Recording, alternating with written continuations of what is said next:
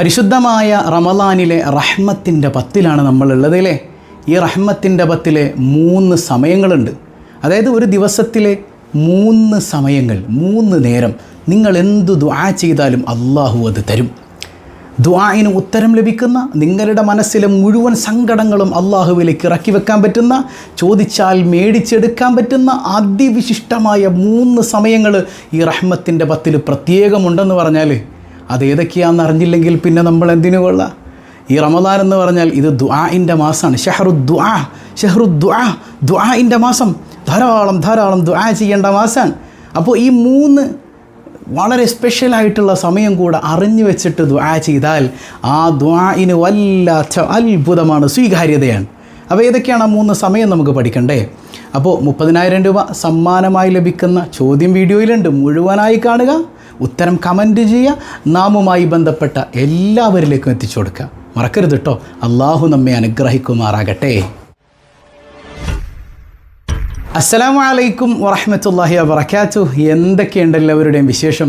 സന്തോഷമല്ലേ?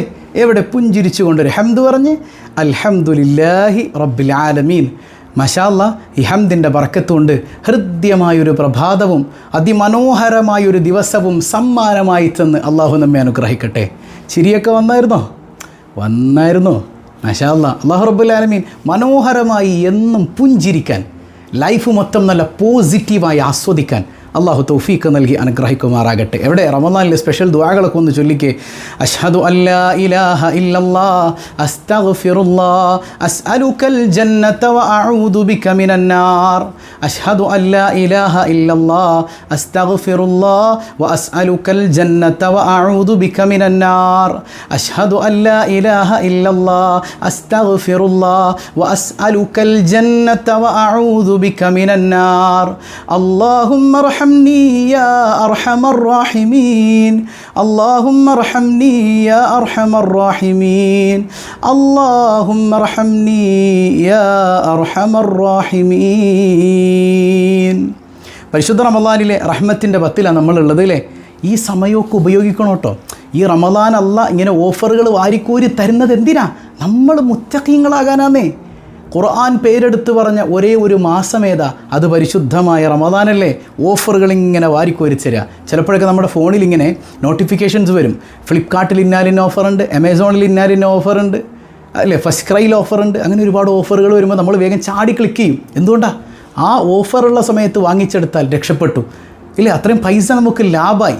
എന്നാൽ അല്ലാഹു റബ്ബുൽ ആലമീൻ നമ്മൾ 70 കൊല്ലം 80 കൊല്ലമൊക്കെ ഇവിടെ ജീവിക്കുന്നു എന്ന് വെക്കാം. ഇൻഷാ അല്ലാഹ് ആ ജീവിക്കുന്ന കാലം കൊണ്ട് ചെയ്തു തീർക്കാൻ പറ്റാത്ത അത്ര നന്മയുടെ പ്രതിഫലം ഈ റമളാൻ കൊണ്ട് നമുക്ക് തരുമ്പോൾ നമ്മൾ എന്തിനത് വേസ്റ്റാക്കി കളയണേ? അപ്പോൾ അള്ളാഹിനോട് ധാരാളം ചോദിക്കുക അല്ലേ. ഷഹ്റു റമളാനല്ലദീ ഉൻസില ഫീഹിൽ ഖുർആൻ. ഇത് ഖുർആൻ ഇറങ്ങിയ മാസമാണ്. അതുകൊണ്ട് ഖുർആനുമായിട്ട് വല്ലാത്ത ബന്ധം വേണം കേട്ടോ. എങ്ങനെയാണ് ഓതേണ്ടതെന്നൊക്കെ നമ്മൾ പറഞ്ഞിട്ടുണ്ട് അല്ലേ. പ്രണയത്തോടെ, സ്നേഹത്തോടെ, കൊതിയോടെ എൻ്റെ നാഥൻ്റെ കലാമാണെന്ന് മനസ്സിലാക്കിയിട്ട് ഓതണം. അപ്പോഴാണ് ആ ഓത്തിന് മധുരമുണ്ടാവും. അല്ലെങ്കിൽ നമുക്ക് മടി പിടിച്ച് ഇങ്ങനെ ഒരു കഷ്ടപ്പെട്ട് ഓതും. അല്ലടാ, ഇതങ്ങനെ ഓതേണ്ടതല്ല. ഇത് പ്രണയത്തോടെ, അതിരറ്റ സ്നേഹത്തോടെ, വിത്ത് ലവ്, അതിരറ്റ പ്രണയത്തോടെ അങ്ങനെ ഓതേണ്ടതാണ് ഖുർആൻ. അള്ളാഹു അങ്ങനെ തൗഫീഖ് നൽകുമാറാകട്ടെ. അപ്പോൾ നമ്മൾ പറഞ്ഞു വരാൻ പോകുന്ന കാര്യം എന്താണെന്ന് വെച്ചാൽ, ഒരു ദിവസത്തിൽ 3 സമയമുണ്ട്. പ്രത്യേകിച്ച് റമളാനിൽ, പ്രത്യേകിച്ച് റഹ്മത്തിൻ്റെ പത്തിൽ അള്ളാൻ്റെ കാരുണ്യം മേടിച്ചെടുക്കാൻ പറ്റിയ, നമ്മുടെ മനസ്സിലെ മുഴുവൻ വിഷമങ്ങൾ നീക്കാൻ പറ്റിയ 3 സമയങ്ങളുണ്ട് എന്ന് പറഞ്ഞാലോ.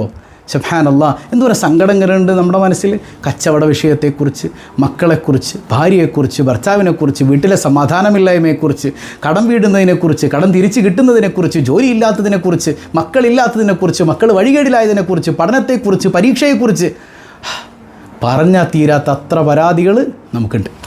എന്നാൽ എല്ലാ സങ്കടവും അള്ളാഹിൻ്റെ മുമ്പിൽ ഇറക്കി വെക്കാൻ പറ്റിയ 3 സമയങ്ങളെ ഞാൻ പറഞ്ഞു തരട്ടെ. പ്രത്യേകിച്ച് റമളാനിൽ കൂടുതൽ പരിഗണിച്ചോ, അള്ളാഹു നിങ്ങളെ അങ്ങ് ഏറ്റെടുക്കും. ഒന്ന്, അവ്വലുൻ നഹാർ, പകലിൻ്റെ തുടക്ക സമയം. അതായത് സുബ്ഹ നിസ്കാരം കഴിഞ്ഞിട്ട് സൂര്യൻ ഉദിക്കുന്നത് വരെയുള്ള സമയം വല്ലാത്ത അത്ഭുതം നിറഞ്ഞ സമയമാണ്.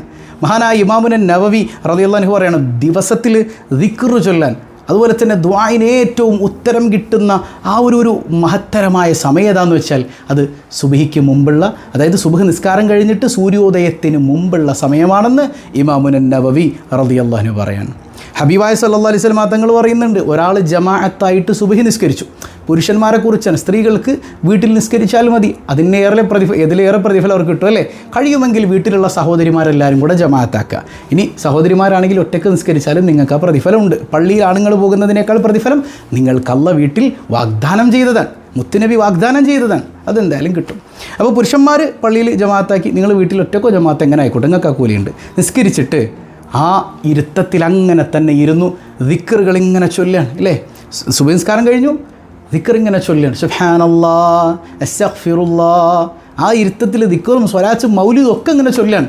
ചൊല്ലി സൂര്യൻ ഉദിക്കുന്നത് വരെ ചൊല്ലി.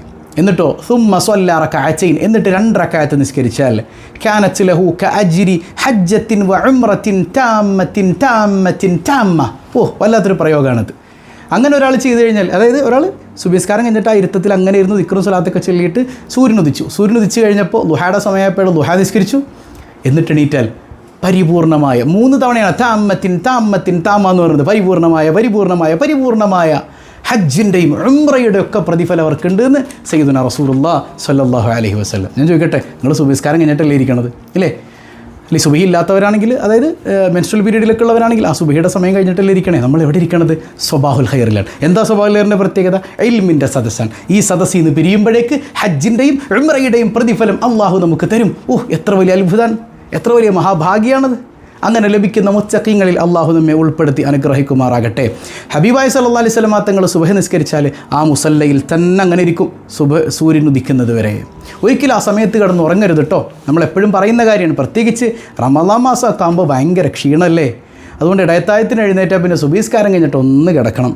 മക്കളെ, കിടക്കരുത്. കിടന്നെന്താ സംഭവിക്കണേ? ബറക്കത്ത് നഷ്ടപ്പെട്ടു പോകും. പ്രത്യേകിച്ച് മെൻസ്ട്രൽ പീരീഡിലൊക്കെ ഉള്ള സഹോദരിമാർ ചിന്തിക്കുക, ഇപ്പോൾ നിസ്കാരമൊന്നുമില്ലല്ലോ, കിടക്കാമെന്നാണ്. പറ്റൂല കേട്ടോ.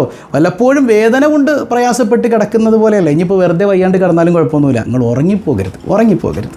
മനസ്സിലായോ? അപ്പോൾ വല്ലപ്പോഴും വയ്യാതെ കിടന്നുറങ്ങിപ്പോകണോണ്ടല്ലോ ഈ പറയണത്. ഇത് സ്ഥിരമാക്കുന്ന ആളുകളുണ്ട്. അങ്ങനെ ഒരിക്കലും ചെയ്യാൻ പാടില്ല. കാരണം ഹബീബായ സല്ലല്ലാഹു അലൈഹി വസല്ലം തങ്ങൾ പറയുന്നുണ്ട്, അല്ലാഹുമ്മ ബാരിക് ലി ഉമ്മത്തി ഫീ ബുകൂരിഹ, എൻ്റെ ഉമ്മത്തിന് ആ പ്രഭാത സമയത്തിൽ നീ ബറക്കത്ത് ചെയ്ത് കൊടുക്കണേ അല്ലാ. അപ്പം മുത്തുനബിയുടെ ദുആ ഉണ്ട്, ആ നേരത്ത് ബറക്കത്ത് കിട്ടും. ഭക്ഷണം അല്ല പ്ലാൻ ചെയ്യുന്ന സമയമാണത്.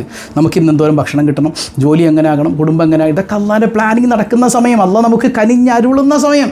ആ സമയത്ത് പോത്തുപോലെ കിടന്നുറങ്ങിക്കഴിഞ്ഞാലോ മോശമല്ലേ. അപ്പോൾ നമ്മുടെ ജീവിതത്തിലെ ബറക്കത്ത് ഇല്ലാതാവും. വീട്ടിലെപ്പോഴും പിണക്കാൻ ഇടിയാണെന്ന് പറയുന്ന ആളുകളൊക്കെ സുബഹിസ്കാരം കഴിഞ്ഞിട്ട് സൂര്യൻ ഉദിക്കണത് വരെ കിടന്നുറങ്ങാതെ, വീട്ടിൽ ആരും ഉറങ്ങരുത്, കിടന്നുറങ്ങാതെ അള്ളാഹ്ക്ക് ഇബാദത്ത് ചെയ്ത് നോക്കിയേ, ലൈഫ് കളറാവും. ഒരുമിച്ചിരുന്നൊന്ന് സ്വഭാവലേറുണ്ട് നോക്കുന്നേ, അള്ളാഹു തആല ബറക്കത്ത് ചെയ്ത് തരട്ടെ. അപ്പോൾ ആ സമയം വളരെ ശ്രദ്ധിക്കണം കേട്ടോ. അപ്പോൾ നിങ്ങൾ ദുആ കൊണ്ട്, പ്രത്യേകിച്ച് റമളാൻ മാസത്തിൽ എന്ത് ചോദിച്ചാലും മേടിച്ചെടുക്കാൻ പറ്റിയ സമയമാണേത്, സൂര്യൻ ഉദിക്കുന്നത് വരെ. എപ്പോൾ? സുബഹ് നിസ്കാരം കഴിഞ്ഞിട്ട് സൂര്യൻ ഉദിക്കുന്നത് വരെയുള്ള സമയം ശ്രദ്ധിക്കുക. രണ്ടാമത്തെ സമയം ഏതാ? ആഖിറുൻ നഹാർ, പകലിൻ്റെ അവസാന സമയം, അതായത് മഗ്‌രിബിന് മുമ്പുള്ള സമയം ഇല്ലേ. പ്രത്യേകിച്ച് ആ സമയത്താണ് നമ്മൾ നോമ്പ് തുറക്കുന്നത്. നോമ്പ് തുറക്കുന്ന സമയം, നമ്മുടെ നോമ്പ് തുറക്കുന്ന സമയം എങ്ങനെ ഇരിക്കും? എടിയാ പത്തിരിങ്ങനെ എടുത്തിട്ട്, എടി ഇന്നപ്പോഴെടുത്ത്, എടി മറ്റെടുത്ത്, എടി മറിച്ചെടുക്കുക, അതിർക്ക് അടിപൊളി. അപ്പോഴത്തേക്ക് അവൾ എടുത്തുകൊണ്ട് വേണ്ടി അല്ലോ ബാങ്ക് വിളിച്ചല്ല, എവിടെ വെള്ളം, വെള്ളം. ഇതാണ് നമ്മുടെ നോമ്പ് തുറയുടെ അവസ്ഥ വീട്ടിൽ. എടോ, ഈ എടുക്കാനുള്ളതൊക്കെ നേരത്തെ എടുത്ത് വെക്കണം. നേരത്തെ എടുത്ത് വെച്ചിട്ട് ആ സമയത്ത് സുബ്ഹാനല്ലാഹി വബിഹംദിഹി സുബ്ഹാനല്ലാഹിൽ അദീം വബിഹംദിഹി അസ്തഗ്ഫിറുല്ലാഹ് വബിഹംദിഹി അസ്തഗ്ഫിറുല്ലാഹ്. ആ നേരത്ത് എന്ത് ചെയ്യുക? ദിക്റുകൾ കൊണ്ട് സമ്പന്നാക്കിയിട്ട് മനസ്സറിഞ്ഞ് ദ്വാരക്ക. അപ്പോഴത്തേക്കും ബാങ്ക് വിളിക്കും. അപ്പോൾ മനസ്സറിഞ്ഞ് നോമ്പ് തുറക്കുക ഇൻഷാ അല്ലാഹ്. അതുകൊണ്ടാണ് നമ്മുടെ ഒരു മജ്ലിസ് 5:30 വെച്ചത്. കാരണം എന്താ? ഹബീബായ സല്ലല്ലാഹു അലൈഹി വസല്ലം തങ്ങൾ പറയുന്നുണ്ട്, നോമ്പുകാരൻ്റെ ദുആക്ക് ഉത്തരമുണ്ട്. അപ്പോൾ 5:30 നമ്മുടെ മജ്ലിസ് നടക്കുന്നത് കേട്ടോ. ഇന്ന് സയ്യിദത്തുന ഫാത്തിമ റളിയല്ലാഹു അൻഹയുടെ ആണ്ടിൻ്റെ ദിവസമാണ്. ഫാത്തിമ ബീവി വഫാത്തായത് റമളാൻ 3-നാണ്. ആ ഫാത്തിമ ബീവിയെക്കുറിച്ച് നമ്മൾ ഒരുപാട് പാടാറുണ്ട് അല്ലേ. അഴകുള്ള ഫാത്തിമ, അരുമപ്പു ഫാത്തിമ. അഴകുള്ള ഫാത്തിമ എന്ന് പറയുമ്പോൾ നമ്മുടെ മനസ്സിലേക്ക് വരണത് എന്താ? ഓഹ്, ദ ബ്യൂട്ടി ക്വീൻ ഫാത്തിമ റളിയല്ലാഹു അൻഹ. ആ ഒരു പ്രത്യക്ഷത്തിലുള്ള ശാരീരികമായ അഴകിലേക്കാണ് നമ്മൾ ചിന്തിക്കണത്. എന്നാൽ ഫാത്തിമ ബീവിയുടെ അഴകെന്താ? ശാരീരികമായ അഴകുണ്ട്, അത് മുത്ത് ഹബീബിൻ്റെ മോളല്ലേ സല്ലല്ലാഹു അലൈഹി വസല്ലം. പക്ഷേ അവിടുത്തെ അഴകെന്താണ്? അവിടുത്തെ മനസ്സിൻ്റെ അഴകാണ്, അവിടുത്തെ ജീവിതത്തിൻ്റെ അഴകാണ്, അവിടുത്തെ നഫ്സിൻ്റെ അഴകാണ്, അവിടുത്തെ റൂഹിൻ്റെ അഴകാണ് സയ്യിദത്തുന ഫാത്തിമ റളിയല്ലാഹു അൻഹ. ആയിഷ ബീവി പറയാൻ, മുത്തുനബി സല്ലല്ലാഹു അലൈഹി വസല്ലം തങ്ങൾ വഫാത്തായപ്പോഴേ ഞങ്ങളിങ്ങനെ ഫാത്തിമയിലേക്ക് നോക്കും, ആ നടത്തം മുത്തുനബി നടക്കുന്നത് പോലെ, ആ ഇരുത്തം മുത്തുനബിയുടെ ഇരുത്തം പോലെ. ഫാത്തിമ സംസാരിക്കുമ്പോൾ ഞങ്ങളിങ്ങനെ വായയിലേക്ക് നോക്കി നിൽക്കും, മുത്തുനബിയുടെ വായ പോലെ, മുത്തുനബിയുടെ ചിരി പോലെ, എന്തിനേറെ ആ പല്ല് പോലും മുത്തുനബിയുടെ പല്ല് പോലെ. സയ്യിദത്തുന ഫാത്തിമ റളിയല്ലാഹു അൻഹ. ആ ഫാത്തിമ ബീവിയെക്കുറിച്ച് ഒരുപാട് തെറ്റിദ്ധാരണ ഉണ്ട് നമുക്ക്. അതായത് അലിയാരും ഫാത്തിമ ബീവിയൊക്കെ ഇങ്ങനെ പ്രണയിച്ച് നടക്കായിരുന്നു എന്നാണ് നമ്മുടെ ഒരു തോട്ട് അല്ലേ. പ്രണയവിവാഹത്തിനൊക്കെ സപ്പോർട്ട് ചെയ്തുകൊണ്ട് നമ്മൾ പറയുമ്പോൾ, പ്രണയിച്ച് ഇങ്ങനെ ഒരുപാട് കാലം നടക്കുമ്പോൾ അലിയും ഫാത്തിമയും പ്രണയിച്ചില്ലേ, അതല്ല, ആ പറച്ചിൽ പോലും തെറ്റാണ്. കാരണം അലിയാരും ഫാത്തിമയും പ്രണയിച്ചത് കല്യാണത്തിന് മുൻപല്ല. കല്യാണത്തിന് മുൻപ് ഫാത്തിമ ബീവിയെ കണ്ടിട്ട് പോലുമില്ല സയ്യിദുന അലി റളിയല്ലാഹു അൻഹു. സയ്യിദുന അലി ഫാത്തിമ ബീവിയുടെ അഴകിൽ മയങ്ങിയിട്ട് കല്യാണം കഴിക്കാൻ വന്ന ആളല്ല. അവിടെ നിന്ന് ആഗ്രഹിച്ചത് മുത്തുനബിയുടെ മകളായതുകൊണ്ടാണ് സല്ലല്ലാഹു അലൈഹി വസല്ലം. അവിടെ നിന്ന് ഫാത്തിമ ബീവിയെ കൊതിച്ചത് എന്തുകൊണ്ടാണ് മനുഷ്യന്മാരെ? അത് മുത്ത് ഹബീബിൻ്റെ മോളായതുകൊണ്ടാണ്. അല്ലാതെ ഫാത്തിമ എന്ന പെണ്ണിൻ്റെ ഭംഗി കണ്ടിട്ടല്ല അലിയാർ കൊതിച്ചത്. ആ കല്യാണം കഴിഞ്ഞതിൽ പിന്നെ എങ്ങനെയായിരുന്നു? ആഹാ, ആ ജീവിതം എത്ര മനോഹരൻ! ആ ജീവിതത്തിൽ എത്രമേൽ മനോഹരമായ സംഭവങ്ങൾ നമുക്ക് വിവരിക്കാനുണ്ട്.